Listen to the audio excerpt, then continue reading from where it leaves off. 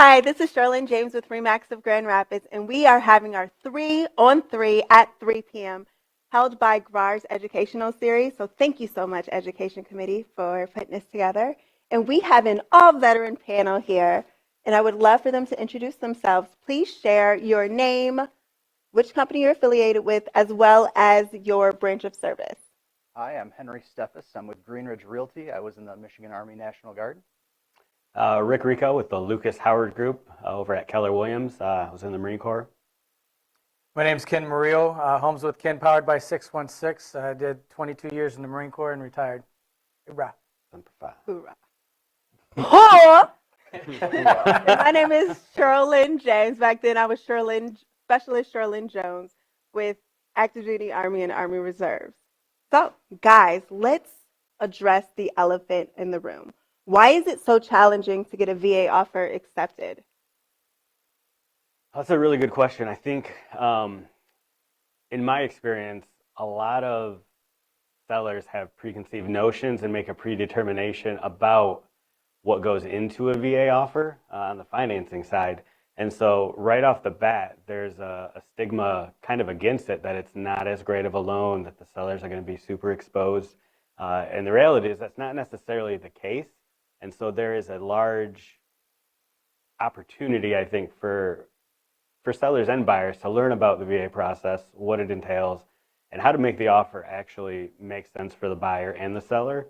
But I think it's really the challenge that comes into play is more just the conception and the thought process behind the VA loan. Really, I think usually people are fearful of the appraisal aspect of it, the health and safety aspect. It's similar to an FHA loan, when in reality, these days it's actually not that much comes up, I find. Usually it's pretty minimal stuff that you'd find. And with the VA loan, as long as it's not documented on the closing statements, the buyer can contribute to help get some things completed. They can kind of go ahead and do some of the work themselves prior to closing to help address that. So making sure that your buyer knows about those kind of things and what to expect can really help position them in a spot to where their offer can compete with a conventional offer. But that's to my opinion, the challenge you run into with an offer like that. Thank you, Ray. I think one of the things is because with the purchase agreement, that being it's the VA home loan, block number 15 and 21, they state that the seller has to contribute something to the VA loan, but at the same time too, the VA doesn't, as long as they don't pay that 1% in fees, so who you work with matters. If you pay that 1% fee, then yeah, they can't pay those. They can't contribute to help out with paying that termite inspection or the title fee. But if you talk with your lenders and find out what lenders that you're using, and depending on what they charge in the fees, can determine whether or not that can even be taken off, which now makes your VA offer even more compatible and maybe even equivalent with that conventional loan that's out there. I think that it's an education as well, like a listing agent not knowing how a VA works. You have a lot of newer agents, a lot of older agents. Older agents have heard the horror stories of a VA loan. New agents hear that from the older crowd, and they don't understand that it's changed in a way, and it's right up there with, I would say, a conventional mortgage. Yeah, I think kind of as you said, Ken, who your lender is matters. You need a lender that's willing to call the listing agent, explain their process, explain that they can close a VA loan in pretty much the same time they can a conventional loan, that they appreciate the opportunity to help a veteran. Because it makes a big difference, I would imagine, to the listing agent to know, okay, this lender's on it, they're on top of it. There isn't going to be the same level of drop off that I might think there's going to be. And then one of the things I think that's educational, as like you said, a lot of people aren't aware of the Tidewater Initiative. With the market the way that it is today, with everybody in a shootout to escalate prices higher and higher, that appraisal value matters more and more. It really does. And with the Tidewater Initiative that they have, with VA loans specifically, they no, not me. That's me. Oh, Marine. Right. But with the Tidewater Initiative, what they do is if the appraisal is going to come in short of the purchase price, they will actually reach out to you as the agent, the lender will, and they'll say, hey, the appraiser let us know that it's going to come in short. Supply any comps that you can give us to help submit to kind of make a difference.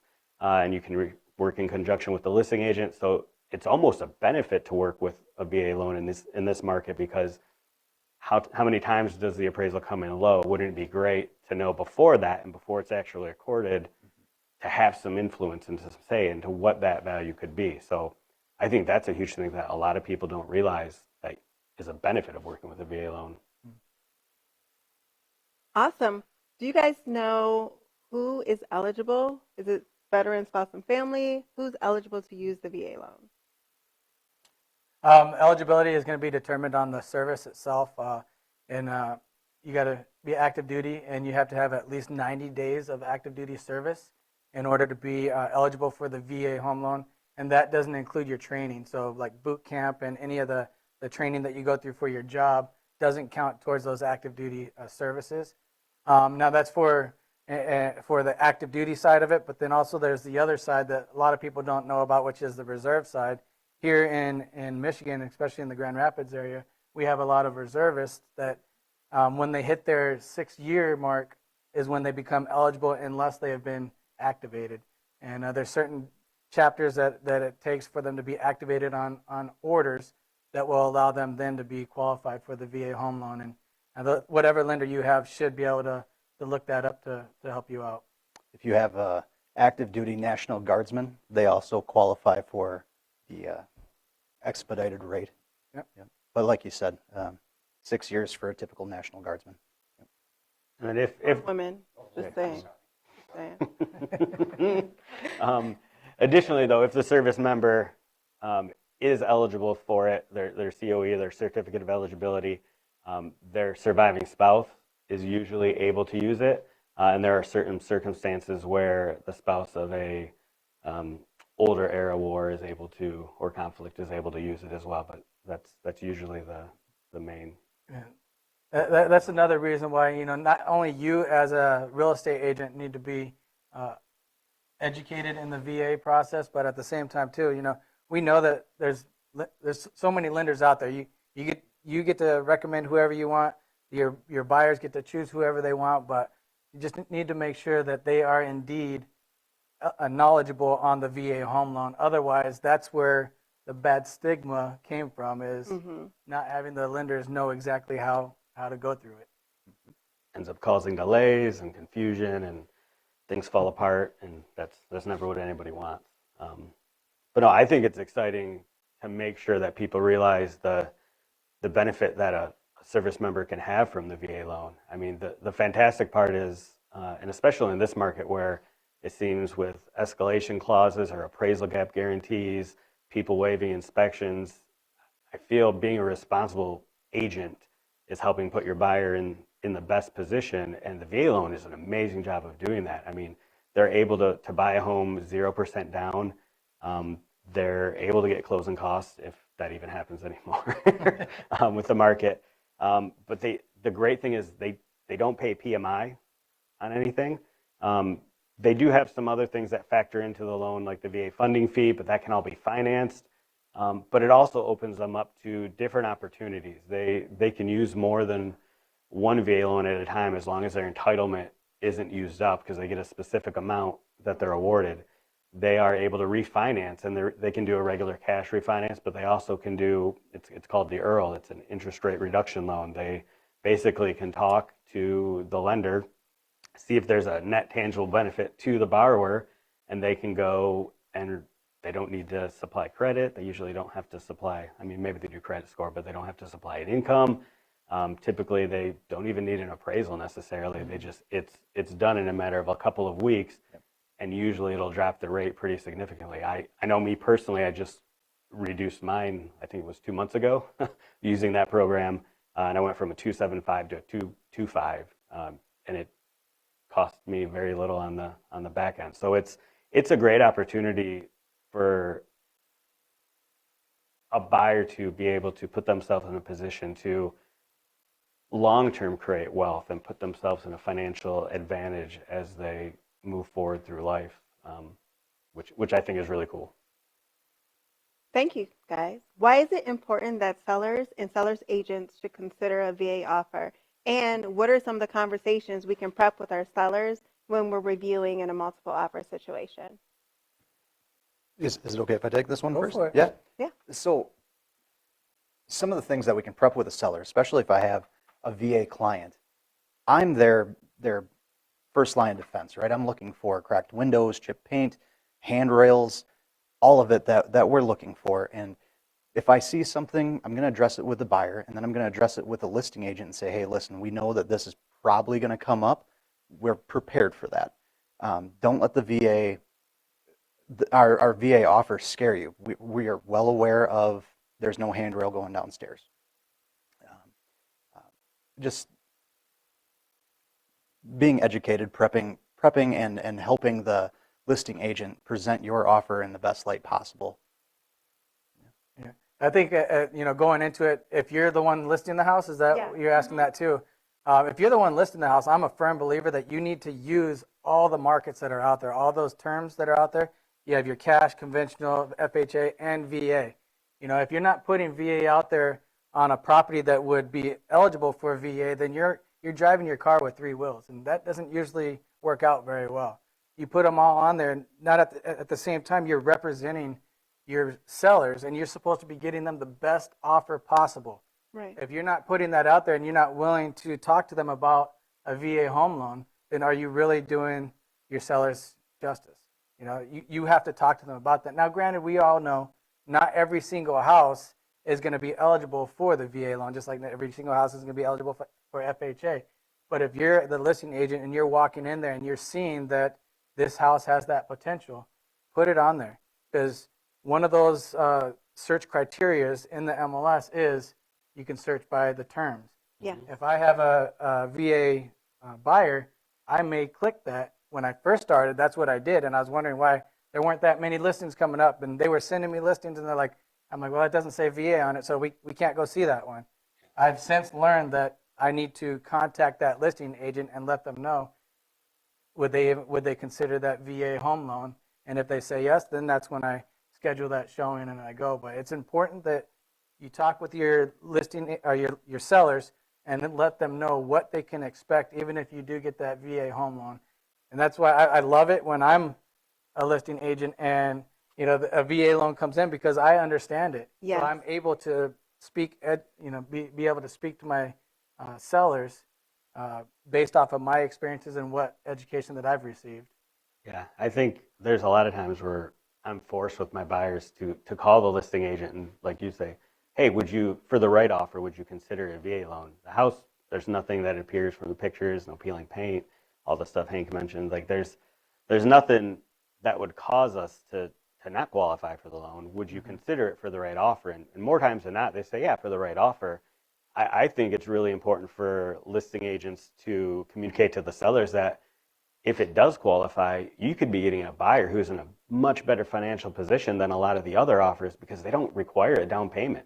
Mm-hmm. So they have extra funds potentially that they could use for those wonderful appraisal gap guarantees or their closing costs, for all the things that make the offers extra special for sellers. Mm-hmm. The fact that it's a zero down loan and they're still able to get that, they could have the extra funds to go above and beyond and give you an offer that might be better than anything you might receive conventional loan wise. So I think, making sure the sellers understand the risks of a VA loan, like looking at the house, what's there, what's not there, what needs to be repaired ahead of time, because a couple $100 in a handrail or, painting the window trim a little bit here and there, that could be tens of thousands of dollars on top of the offer that they're going to miss out on just because they didn't want to consider a VA loan.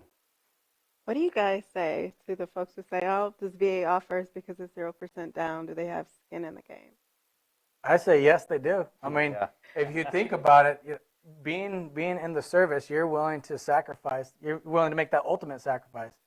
I think that right there is enough skin in the game. And, don't knock somebody because they've earned the benefit to come in zero down. I like that. And they still have to have an earnest deposit, right? It's not like they're not required to have one, so they still have the skin in the game in that respect. I mean, conventional loan-wise, just because they're at closing going to put down 5%, 3%, 10%. Like, their skin in the game is really non-existent until you close a loan anyway. So to me, that's kind of a non-factor, because really the skin in the game is, as you said, the what the service member has done to earn the right to have that benefit. But then also you have the earnest deposit. I mean, really, that's the skin in the game for any loan. And just because it's a zero down loan doesn't mean that they're not putting more towards the principal. On paper, yeah, it's zero down, sure. But you don't know, are they putting 10? Are they putting 15? If I have a VA buyer that is putting cash down, I'll make sure to notify that on the purchase agreement so that the listing agent and the seller understand, okay, they're putting money down, but yeah, it's zero down. There's no reason not to have that skin in the game conversation. We served. I mean, we earned it. I look at it just like I said, we did our time. I mean, if you think about it too, what they're talking about, the money down, does that even affect the seller anyway? Not a bit. No. Because if for some reason that transaction doesn't get to the closing table, it's not like they're getting that 5% or 10% or whatever. That the earnest deposit is where that might come in, and they're still required to give an earnest deposit, so therefore they're just as equal as any other loan that's out there. And I think communicating to the sellers that, veterans, we're good people, we're huggable, we're lovable. We're qualified buyers just like every other loan that's out there, and it really there's nothing to be afraid of with that type of financing. Like I said earlier, again, if anything, you check the home out, it's sound for the appraisal, which you would do for an FHA loan and even some of the conventional loans out there. If it's sound, then really this buyer potentially has whatever they're not paying as their down payment for all of those extra fun things that really get a seller excited and can make a difference. And so I almost think you're doing a disservice to your seller if you don't allow a VA buyer to come through, if you know the house is probably going to be good for that, because they can close in the same time and you're Sometimes possibly shorter. causing them, sometimes less. So it's important so they understand that, I think. All right, guys. So we got check the VA box when you're listing the homes, and we checked today. And Scott West in the crowd today did check the VA box, so we're doing good. And we have in the conversation with the sellers, a great way to explain it to them is like if you're not presenting or considering VA offers, you're giving them it's driving a car with three wheels, because we're trying to give the agents out there an example conversation to have. So can you reiterate that one more time? Pretty much, because the different terms that are out there, again, you have cash, conventional, FHA, and VA. And if you're not checking that VA box, then you're driving your car with three wheels, and it doesn't go. It will go, but it's not going to go as well. You put those four wheels on there, and now you're doing everything that you can to ensure that your seller does get the best offer possible. Thank you. All right, guys. Oh, that's what that was. Got it. If a house has peeling paint and you say, we are aware of it, do you offer to fix it? Do you ask them to repair it? How do you handle potential issues? If we're seeing it, that's one of the things that you, as the buying agent, need to have that discussion with your buyer, because that is something that will come up. That's something that you can discuss it with the listing agent first, and maybe you guys can come up on an agreement prior to the appraisal even coming out. Because peeling paint, that's one of the things that appraiser has to come back out and inspect. You can't get that certified by a third-party photo or anything like that. So if you don't take care of that prior to the appraisal, then now you're doing your buyer injustice, because they have to now pay $150 to have that appraiser come back out, or whatever that appraisal company charges, to come back out, re-inspect it when you already knew about it prior to and could have had it taken care of. I mean, if you got to get out there and scrape some paint and pick up a paintbrush, then whatever it takes to make sure that your buyers get that house. I think there's two conversations, right? There's the first side as a listing agent. If you know that that's there when you're listing and you're going to accept that offer, then have that conversation with the buyer's agent. Hey, what happens if this does come back? It already looks like it's an issue. A lot of times we might try to get ahead of the curve and take care of it before the appraisal even happens. On the buyer's side, during my buyer's consult with all of my VA buyers, even FHA buyers, it's a conversation that we have. Like, hey, there could be these little things that come up that the appraiser, puts a stop to. The seller, a lot of times maybe we can get them to supply the paint. Are you willing to go over there for a weekend and put some sweat equity into it, scrape it, take care of it, paint it? That way you're in a much better position. A lot of times if you present your offer that way, when you're trying to overcome that, when you're turning your offer in, like, hey, they're willing to do the work themselves, you can get ahead of the game in a lot of ways with that. But there's nothing wrong with having yourself, or as an agent or the buyer, put some sweat equity into it. Go Just get it scrape and done. paint. It's a veteran. Not that most people aren't like this, but a veteran, they'll get her done.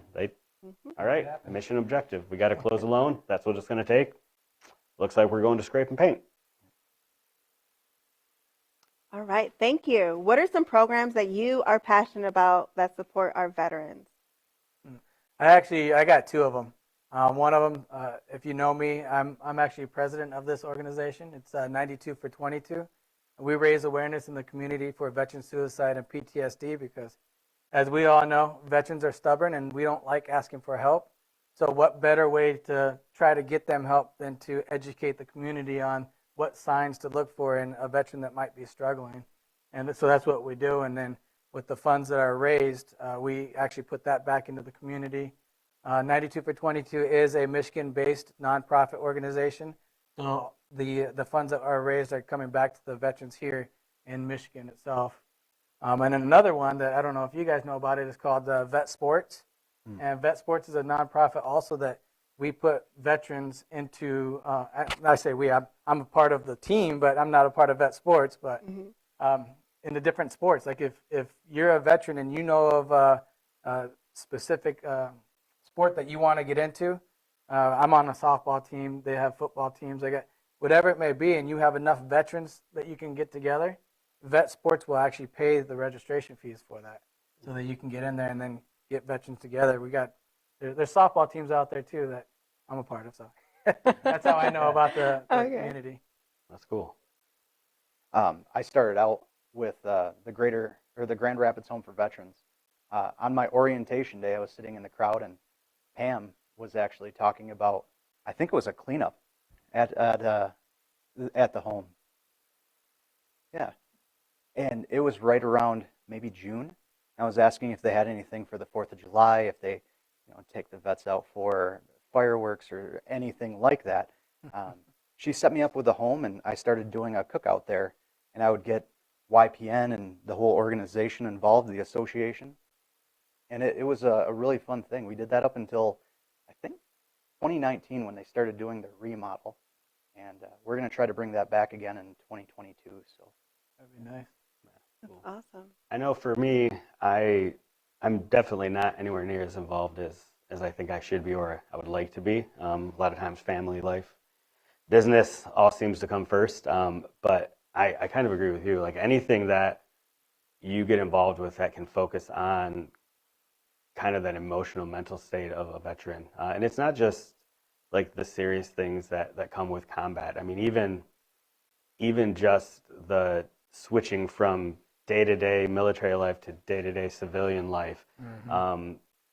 Again, not that I struggle in any big way, but I mean, even going to a restaurant, like I still like to find a seat where I can see all my exits. I like everything behind me. Like it's not just having it's my just back those, to the door. Yeah. What? Yeah. Never. It's just like, those little things that and I was only in for 5-6 years, like let alone 22 years. Like it's just those little things that stick with you that sometimes you just have a hard time letting go, and those can linger on. So I think helping recognize when people do need help, they need somebody to talk to, having resources to direct people to. The one you mentioned, I know one that I've helped some people connect with was Warrior Set Free.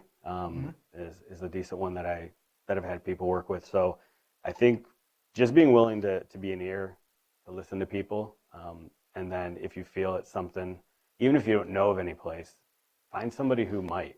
Reach out to the VA center, talk to one of us three. I'm sure most people know somebody in their lives that is a veteran. They might be able to help, at least point you in the right direction to help, whoever it is you're trying to help. But it's as a military service member, we do all these amazing, brave, courageous things, or other people have. I didn't do too much of that, but you come back and it's really hard to be vulnerable like that and to admit that that's something you might struggle with. It's you want to be stronger than that. You want to be tougher than that. Just like anybody with any type of depression or anything like that is. But I think for a service member, when you're these trained professionals who are strongest of the strong, elite of the elite, that are there to take a moment and reflect on yourself, to admit to yourself that, hey, maybe I'm not the strongest strong in every area. There's something that I need help with. Like, that's hard for some people to do on their own, and so they need people in their lives, like Ken, and to help and be there, to listen, to talk to them, and to help get them to some place that they feel safe and comfortable, to realize, oh, I'm not alone. There's a lot of people who do struggle like this. So I think whatever the organization, the charity, the group, just being able to know what those are and have a way to get people to those is important, I think. There's also veteran navigators. Veteran navigators. Yeah. There's a lot of good people that are doing a lot of good things around the state that if you don't know how to get your DD14 or NGB 22, 23, they'll help you do all of this stuff. You just got to get connected with one. Yeah. I just looked at my DD214 today. Yeah, I mean, there's Paperwork when you your process paperwork out. to release you from active duty. You say thank you and good night. you go. The official paperwork. And to say that it's honorable. So it's good to have that information in order to utilize the benefits. Yeah. Right, guys? Yes. Yep. All right, guys. Thank you so much for providing all of that information. Can you tell us how can we, 92 for 22? Yes, ma'am. Can you tell us how we could get more involved with that? Basically, we have our website. You can go to our website or Facebook, www.92, the 92, and then FOR22.org. We are on Facebook. We post about our events, different events. We also post about the different other organizations that we assist. This weekend, we just assisted in cleaning up a Vietnam veteran's home around the outside because he was about to be evicted. We had multiple foundations out there. One of many Veterans Motorcycle Club, Veterans Navigators were out there. Foundation, I believe it's Foundation 13 or 14, I forget. I'm sorry, but look us up, and if you can't get connected, you can find my information. More than happy to get you connected with someone. Awesome, I appreciate that. And thank you guys so much for your time today. Thank you, Education Committee, for putting this together. And thank you all for your service. Thank you for your service.